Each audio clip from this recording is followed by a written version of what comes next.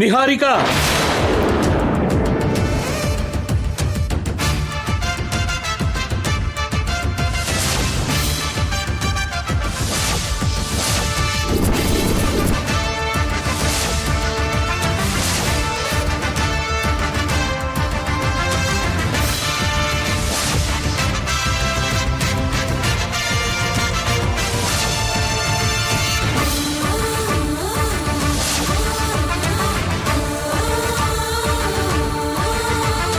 ನಮಸ್ತೆ sir. Brother, ಯಾರೀ ಹೊಸ ಕ್ಯಾರೆಕ್ಟರು? ನಮ್ಮ ಬಾಸ್ ಅಣ್ಣ, ಚಕ್ರವರ್ತಿಯವರು.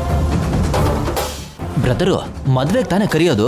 ಫೋಟೋ ಶೂಟ್ಗೂ ಗೆಸ್ಟ್ ಆಗಿ ಕರೆದಿದ್ಯಾ ಹೇಗೆ? ನಾನು ಕರೆದಿಲ್ಲ ಅಣ್ಣ, ಅವರೇ ಬಂದಿದ್ದಾರೆ. ಯಾಕೆ ಅಷ್ಟೊಂದು ಸೀರಿಯಸ್ ಆಗಿದ್ದಾರೆ? ನಾವೇನೋ ಅವ್ರ ಆಸ್ತಿನ ದೋಚಿರೋ ಹಾಗೆ. ಆಫೀಸಿಗೆ ಸಂಬಂಧಿಸಿರೋ ವಿಷಯನ ಆಫೀಸಲ್ಲೇ ಮಾತಾಡಬೇಕು. ನಮ್ಮ ಪರ್ಸನಲ್ ಫಂಕ್ಷನ್ ಜಾಗಕ್ಕೆ ಇನ್ವಿಟೇಷನ್ ಇಲ್ದೇನೆ ಯಾಕೆ ಬಂದಿದ್ದೀರಾ? ನೀನ್ ಯಾಕೆ ಟೆನ್ಷನ್ ಮಾಡ್ಕೋತಿದ್ಯಾ ನಿಹಾರಿಕಾ? ಹಾ, ನಾನೇನ್ ಟೆನ್ಷನ್ ಮಾಡ್ಕೋತಿಲ್ವಲ್ಲ.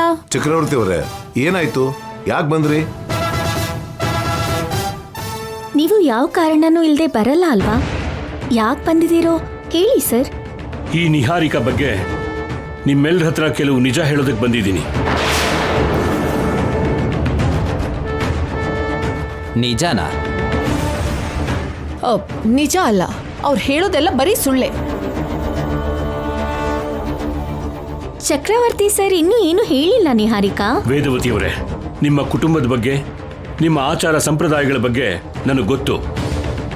ಈ ನಿಹಾರಿಕಾಗೆ ನಿಮ್ಮ ಮನೆ ಸೊಸೆ ಆಗೋ ಅರ್ಹತೆ ಇಲ್ಲ.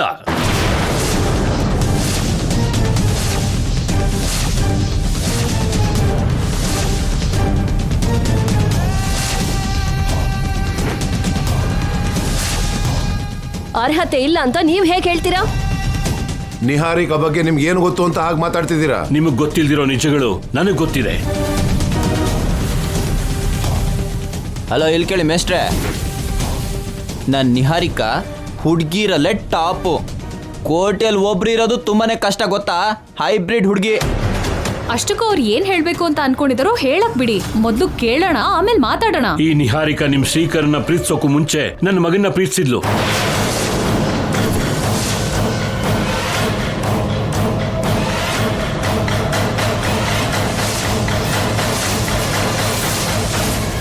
ನನ್ನ ಮಗನ್ನ ಹುಚ್ಚನನ್ನಾಗಿ ಮಾಡಿ ಬಿಟ್ಬಿಟ್ಲು.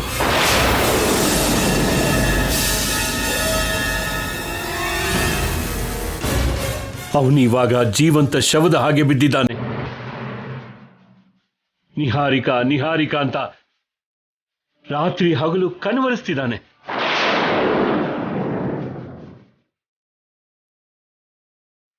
ಕೈಗೆ ಸಿಕ್ಕ ನನ್ನ ಮಗನ ಜೀವನನ ನಾಶ ಮಾಡಿಬಿಟ್ಲು. ಶ್ರೀಕರ್ ದಕ್ಕಲ್ಲ ಅಂತ ಗೊತ್ತಾದ ಮೇಲೆ ನೋಡಿ, ನಿಮ್ ಎರಡನೇ ಮಗನ ಹಿಡ್ಕೊಂಡಿದ್ದಾಳೆ.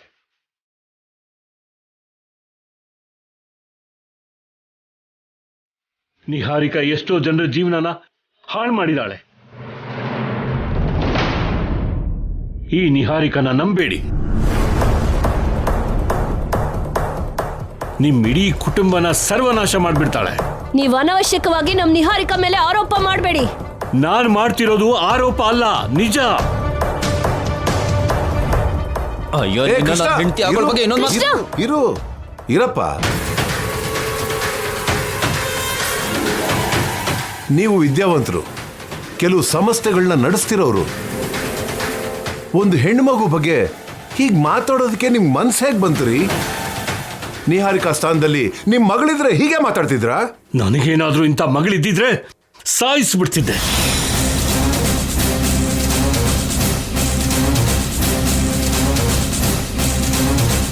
ಶ್ರೀಕರ್ ಅವ್ರ ಬಾಸ್ ಆಗಿದ್ರೆ ಆಗಿರಬಹುದು. ಅವ್ರ ಜೊತೆಗೆ ನಿಮ್ಗೆ ಯಾಕೆ ಮಾವ ಮಾತು? ಆಚೆ ಕಳಿಸಿ.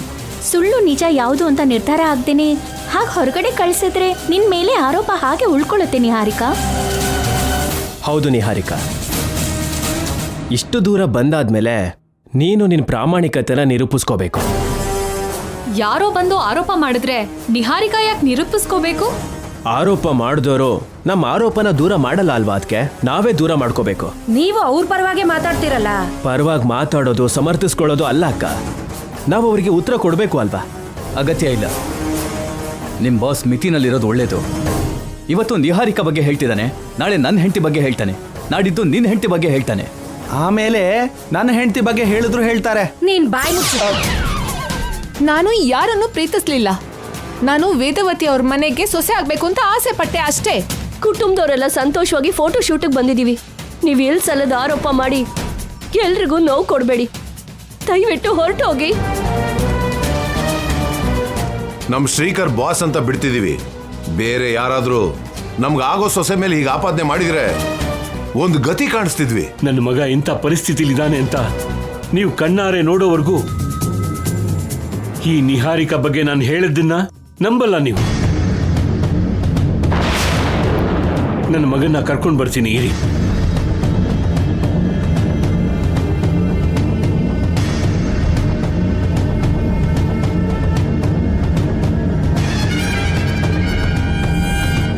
ನಿಹಾರಿಕಾ, ಆ ಯಪ್ಪ ಸ್ವಲ್ಪನೂ ಹೆದರ್ಕೊಳ್ದೆ ನಿನ್ನ ಬಗ್ಗೆ ಹಾಗೆಲ್ಲ ಹೇಳ್ತಿದ್ದಾನೆ. ಒಂದು ವೇಳೆ ಅವನು ಹೇಳ್ತಿರೋದೆಲ್ಲ ನಿಜನಾ ಹೇಗೆ? ಏನ್ ಕೃಷ್ಣ ಹಾಗೆ ಮಾತಾಡ್ತಿದ್ಯಾ? ನಿಜಾನೇ ಮಾತಾಡ್ತಿರೋ ಹಾಗೆ ಅವನೆಲ್ಲ ಡೈರೆಕ್ಟಾಗೆ ಮಾತಾಡ್ತಿದ್ದಾನೆ. ಅದಕ್ಕೆ ಹೀಗೆ ಮಾತಾಡ್ತಾ ಇದ್ದೀನಿ. ನನಗೆ ಬಾಯಾರಿಕೆ ಆಗ್ತಿದೆ, ನಾನು ಹೋಗಿ ನೀರು ಕುಡ್ಕೊಂಡು ಬರ್ತೀನಿ. ಬಾಸ್ ಬರೋದ್ರೊಳಗೆ ಬೇಗ ಬಾ ನಿಹಾರಿಕಾ.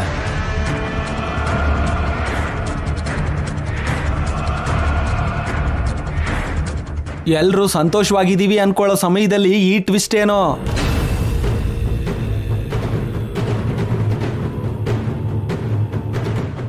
ಎಲ್ಲಾನು ಯಾವುದೇ ಡಿಸ್ಟರ್ಬೆನ್ಸ್ ಇಲ್ದೇನೆ ಹೇಗೆ ನಡೀತಿದೆ ಅಂತ ಅನ್ಕೋತಿದ್ದೆ. ಅವನ್ ಬಂದ. ಅವನಾಗವನೇ ಬಂದ, ಇಲ್ಲ ಅಂದ್ರೆ ಅವನೇ ಕರ್ಸಿದ್ದ. ನನ್ನ ವಿಷಯನ ನಿಜ ಅಂತ ನಿರೂಪಿಸ್ತಾ ಅಂದ್ರೆ ಮಾತ್ರ ಇವತ್ತಿಗೆ ನನ್ನ ಪಾಪದ ಕೊಡ ತುಂಬ್ದ ಹಾಗೆ. ನಿಹಾರಿಕಾ,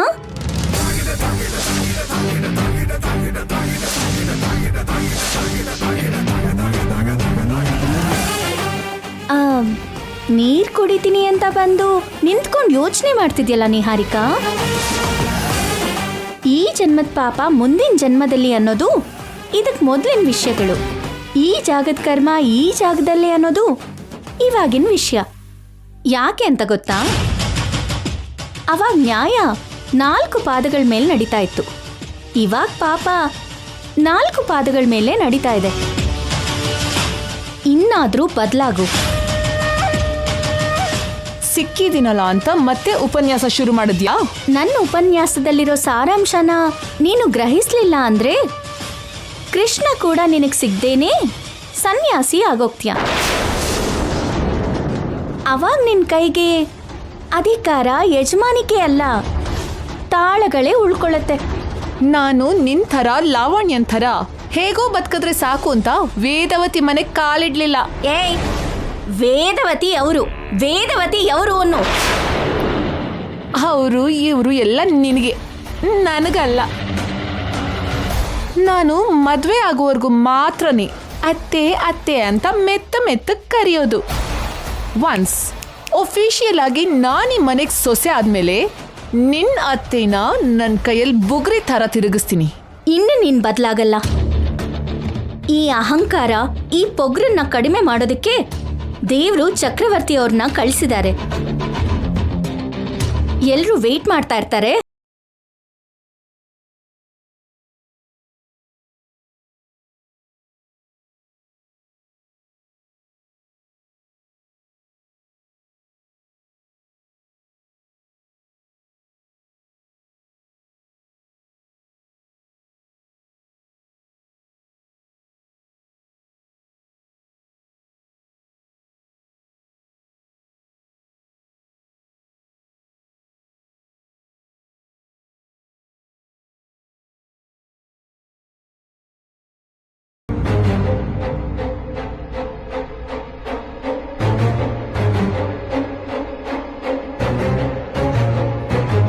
ನಿಹಾರಿಕಾ ನೋಡಿ,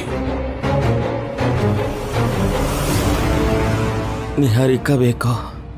ಬಂಗಾರದಂತ ನನ್ನ ಮಗ ಈ ನಿಹಾರಿಕಾ ಬಲೆಗೆ ಬಿದ್ದು ಹೇಗಾಗಿದ್ದಾನೋ ನೋಡಿ.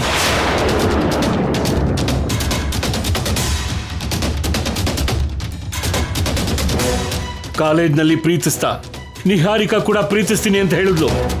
ನನ್ನ ಮಗನ ಮೇಲೆ ಯಾಕೆ ಇಂಟ್ರೆಸ್ಟ್ ಹೋಯ್ತು ಅಂತ ಗೊತ್ತಿಲ್ಲ, ಆದರೆ ದೂರಕ್ಕೆ ಬಿಸಾಕಿದ್ಲು.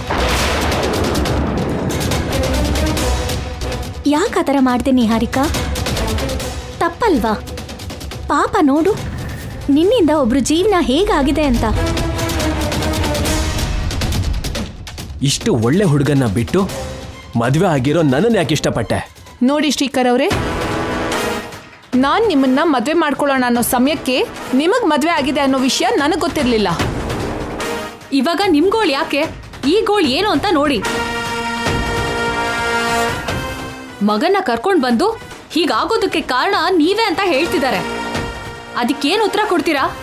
ಸಂಬಂಧ ಇಲ್ದಿರೋ ವಿಷಯದ ಬಗ್ಗೆ ಉತ್ತರ ಕೊಡೋ ಅವಶ್ಯಕತೆ ನನ್ನ ನಿಹಾರಿಕನಿಗಿಲ್ಲ. ಅದ್ಗೆ ನಿಹಾರಿಕಾ, ನಿಹಾರಿಕಾ, ನಿಹಾರಿಕಾ, ಉತ್ತರ ಕೊಡ್ಬೇಕಾಗಿರೋ ಅಗತ್ಯ ಏನಿದೆ ಅಂತ ನೀನ್ ಅಂತಿದ್ಯಾ? ಮತ್ತೆ ನಿಹಾರಿಕಾ ನಿಹಾರಿಕಾ ಅಂತ ಅವನ್ ಯಾಕೆ ಅಂತಿದ್ದಾನೆ? ನೋಡು ನೋಡು,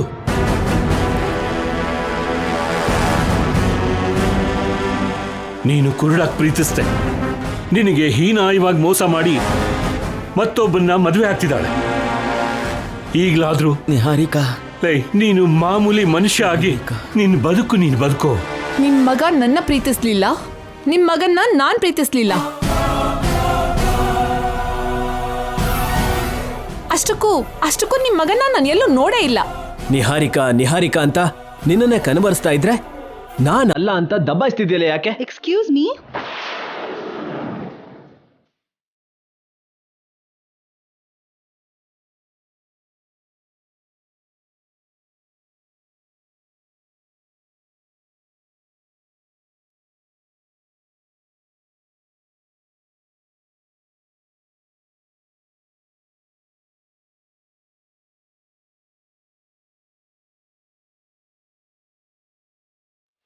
ನಿಮ್ಮೆಲ್ಲರ ಅನುಮಾನಗಳಿಗೆ ಪ್ರಶ್ನೆಗಳಿಗೆ ನಾನು ಉತ್ತರ ಕೊಡ್ತೀನಿ.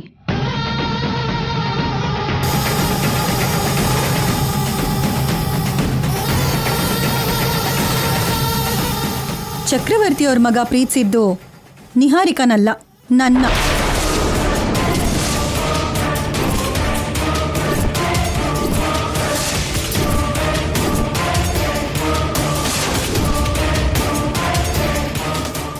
ಏಯ್, ಏನ್ ಹೇಳ್ತಿದ್ಯಾ ನೀನು? ಹೌದು ನಿಹಾರಿಕಾ,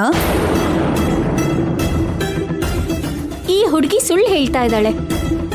ಚಕ್ರವರ್ತಿ ಅವ್ರ ಮಗ ನಿಹಾರಿಕಾ ನಿಹಾರಿಕಾ ಅಂತ ಕನ್ವರಿಸ್ತಾ ಇದ್ರೆ ಅವಳು ನನ್ನನ್ನು ಪ್ರೀತಿಸಿದ್ದು ಅಂತ ಹೇಗೆ ಹೇಳ್ತಾಳೆ? ನನ್ನ ಹೆಸರು ಕೂಡ ನಿಹಾರಿಕಾನೇ.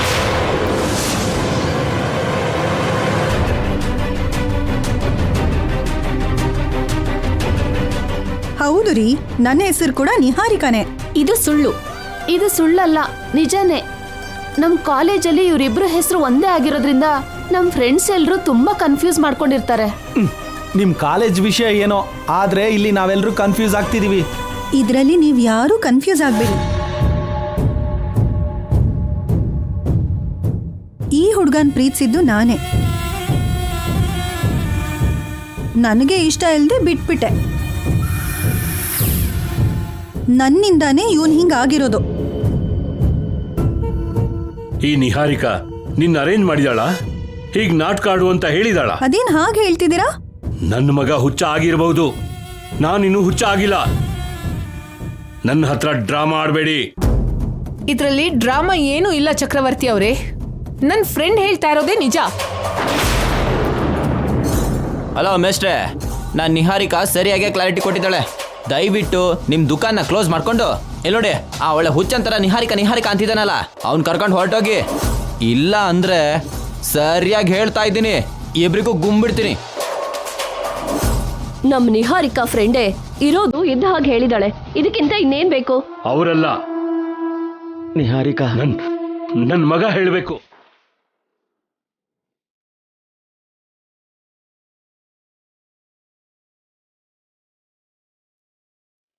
ನೀನಿಲ್ವಾ?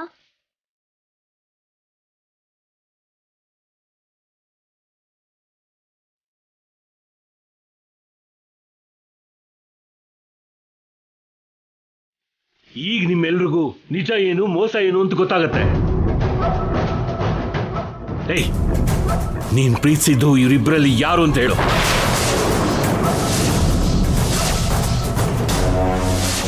ನಿನ್ನ ಪ್ರೀತಿಸಿ ಮೋಸ ಮಾಡಿದ್ದು ಯಾರು ಹೇಳು.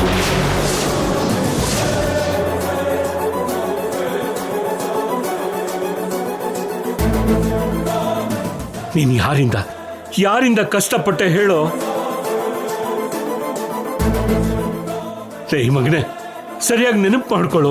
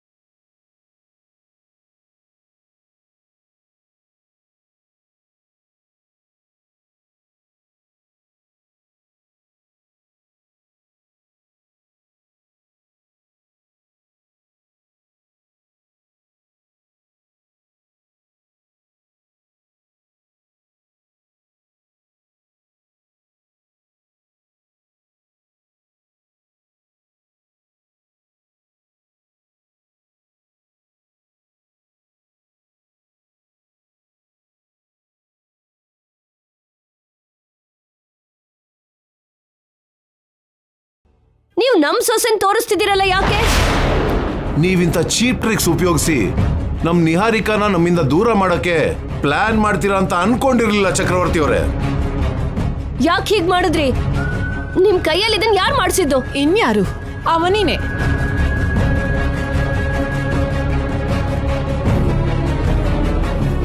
ನನಗ್ ತೊಂದರೆ ಕೊಡೋದಕ್ಕೆ ಅವನಿ ಇದನ್ನೆಲ್ಲ ಪ್ಲಾನ್ ಮಾಡಿರ್ತಾಳೆ. ಸಾಕ್ಷಾತ್ ನಮ್ ಕುಲದೈವ ಅನ್ನಪೂರ್ಣ ದೇವಿ ಕಳ್ಸಿರೋ ಹಾಗೆ ಸಮಯಕ್ಕೆ ಸರಿಯಾಗಿ ನನ್ನ ಫ್ರೆಂಡ್ ಇಲ್ಲಿದ್ದಿದ್ದಕ್ಕೆ ಸರಿ ಹೋಯ್ತು. ಇಲ್ಲ ಅಂದಿದ್ರೆ ಇವತ್ ನನ್ನ ಪರಿಸ್ಥಿತಿ ಏನಾಗ್ತಿತ್ತು? ಇದೆಲ್ಲ ನಿಜ ಅಂತ ನೀವು ನಂಬ್ತಾ ಇದ್ರಿ ಅಲ್ವಾ?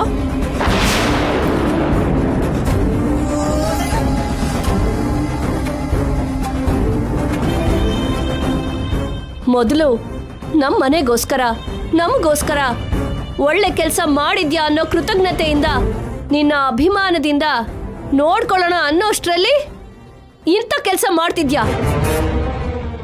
ಇದು ನಿನಗೆ ಒಳ್ಳೇದಲ್ಲ. ಅವನಿ ಯಾವಾಗ್ಲೂ ನಿಮ್ ಕುಟುಂಬದ ಕ್ಷೇಮದ ಬಗ್ಗೆನೇ ಯೋಚನೆ ಮಾಡ್ತಾಳೆ. ಅದನ್ನ ನಿಮ್ಯಾರಿಗೂ ಗುರ್ತಿಸೋದಕ್ಕಾಗ್ತಿಲ್ಲ. ಇನ್ನು ನೀವೇನ್ ಮಾತಾಡದೆ ಹೊರಡಿ. ಈ ನಿಹಾರಿಕಾ ಶ್ರೀಕರ್ನ ಮದುವೆ ಮಾಡ್ಕೊಳ್ದೆ ಇದ್ದಿದ್ದಕ್ಕೆ ನಿಮ್ ಕುಟುಂಬ ಅದೃಷ್ಟ ಮಾಡಿದೆ ಅನ್ಕೊಂಡಿದ್ದೆ. ಎರಡನೇ ಮಗನ ಮದುವೆ ಮಾಡ್ಕೋತಿದ್ದಾಳಲ್ವಾ, ಇನ್ನು ನಿಮ್ಮನ್ನ ಯಾರೂ ಕಾಪಾಡೋಕ್ಕಾಗಲ್ಲ.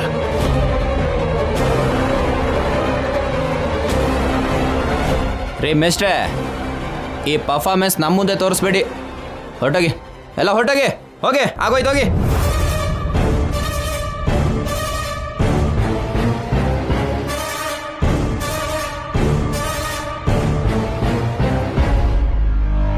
ನಿಹಾರಿಕನ ಕೃಷ್ಣ ಮದ್ವೆ ಆಗೋದು ನಿನ್ಗಿಷ್ಟ ಇಲ್ಲ ಅಂದಿದ್ದಕ್ ಮಾತ್ರ ಇಂಥ ಡ್ರಾಮಾ ಆಡ್ಬೇಕಾ?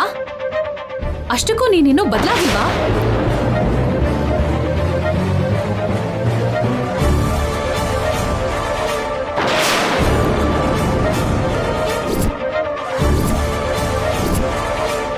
ಹೀಗ್ ನಡೆಯುತ್ತೆ ಅಂತ ನಾನು ಅನ್ಕೊಂಡಿರ್ಲಿಲ್ಲ.